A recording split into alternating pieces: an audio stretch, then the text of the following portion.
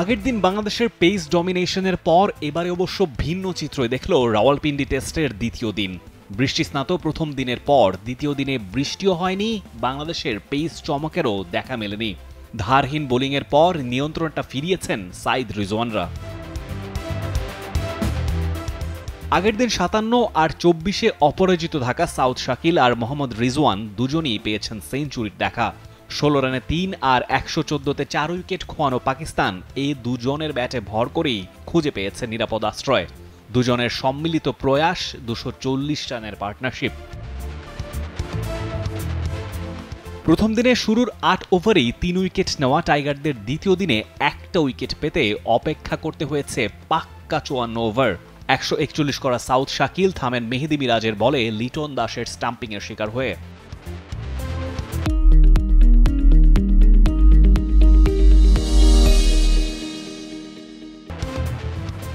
South থামলেও Rizwan খেলে গেছেন এক প্রান্ত আগলে, পূরণ করেছেন ১৫০ কোটাও।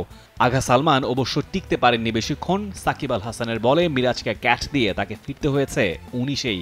মূল দায়িত্বটা বল হাতে হলেও ব্যাট হাতে শেষ বেলায় ছড়ি ঘুরিয়েছেন শাহিন আফ্রিদি। ২২ বলেই ২৮ রান এসেছে তার উইলো হতে। তবে ইনিংস ঘোষণার আগে দিনের স্পটলাইটটা থেকেছে ১৭১ রানে অপরাজিত থাকা মোহাম্মদ রিজওয়ানের উপরেই।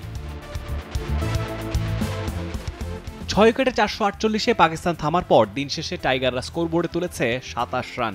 আশার কথা দুই ওপেনারই আছেন ইনট্যাক্ট, উইকেট একটাও মেলেনি বাকি বোলারদের। ১২ আর ১১ করে দিন শেষ করেছেন সাদমান ইসলাম আর জাকির হাসান। তৃতীয় দিনে টেস্টের ভবিষ্যৎ নিরূপণে তাদের ঘাড়ে আছে গুরু দায়িত্ব, কেননা সামনে যে পাড়ি দিতে হবে আরও ৪২১ রানের দীর্ঘ পথ। Rifat Tanvir Rafi, T Sports.